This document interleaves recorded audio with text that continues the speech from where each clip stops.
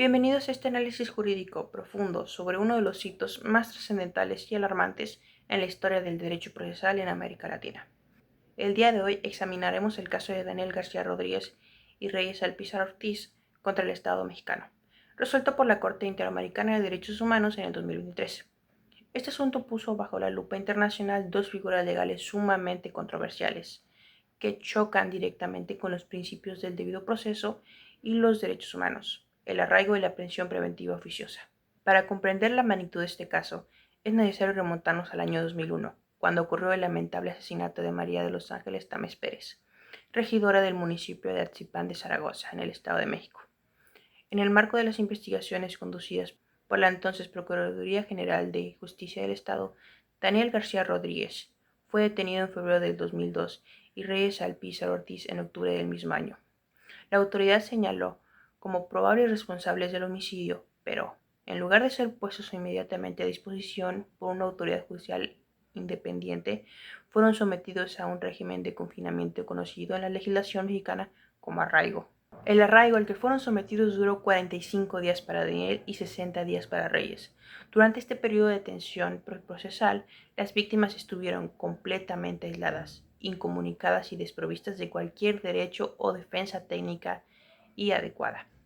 Lo más grave es que, según quedó plenamente acreditado en las instancias internacionales, durante este encierro forzado, ambos ciudadanos fueron sometidos a severos actos de tortura física y psicológica, amenazas y coacciones por parte de los agentes ministeriales, con el único objetivo de fabricar confesiones y declaraciones autoincriminatorias que sustentaran la acusación del Estado.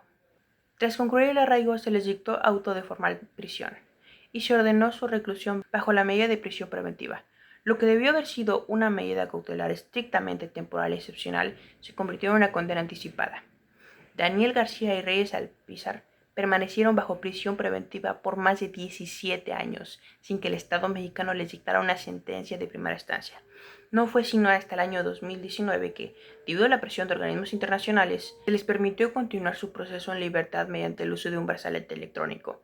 Y finalmente, en mayo de 2022, un juzgado penal emitió una sentencia condenatoria de 35 años de prisión, la cual fue inmediatamente apelada por la defensa debido a la ilicitud de las pruebas. Ante el evidente colapso de la justicia interna tras un largo camino de 14 años desde la petición inicial, el caso fue sometido a la jurisdicción de la Corte Interamericana de Derechos Humanos.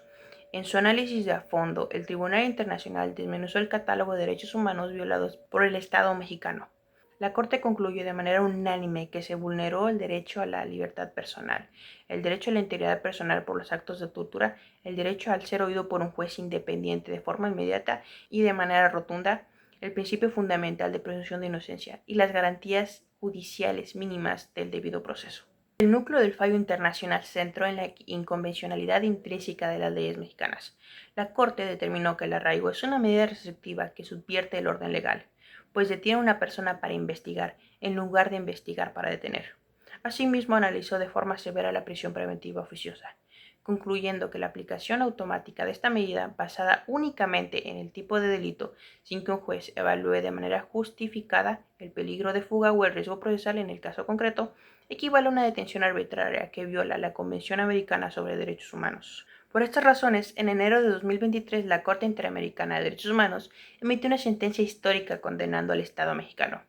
Entre las reparaciones dictadas, la autoridad internacional ordenó a México dejar sin efectos todas las pruebas obtenidas bajo tortura en el juicio de las víctimas, brindarles atención médica y psicológica integral, pagar la indemnización correspondiente por el daño material e inmaterial de forma obligatoria y realizar las reformas legislativas y constitucionales necesarias para eliminar el arraigo de su ordenamiento y adecuar la prisión preventiva oficiosa a los estándares internacionales. Como equipo de profesionales en derecho, nuestra opinión jurídica respecto a este caso es de absoluta indignación, pero también de profunda reflexión sobre la urgencia de respetar los principios rectores del proceso penal acusatorio en nuestro país.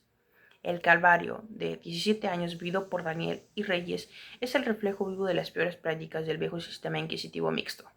El secreto procesal, la fabricación de pruebas mediante tortura y el uso de prisión como castigo inmediato antes de demostrar la culpabilidad en un juicio.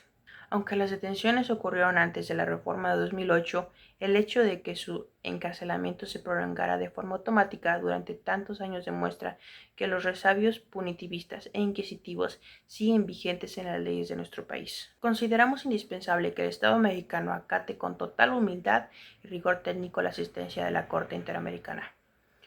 No se puede construir un verdadero sistema acusatorio y oral, basado en el garantismo y el respeto a los derechos humanos, si mantenemos en nuestra propia Constitución figuras que destruyen por completo el principio de presunción de inocencia, el debido proceso y la inmediación judicial. Mantener la prisión preventiva de forma automática despoja a los jueces de su facultad de valorar con sus propios sentidos si la prisión es realmente necesaria, convirtiendo al juzgador en un simple tramitador de la voluntad del Ministerio Público.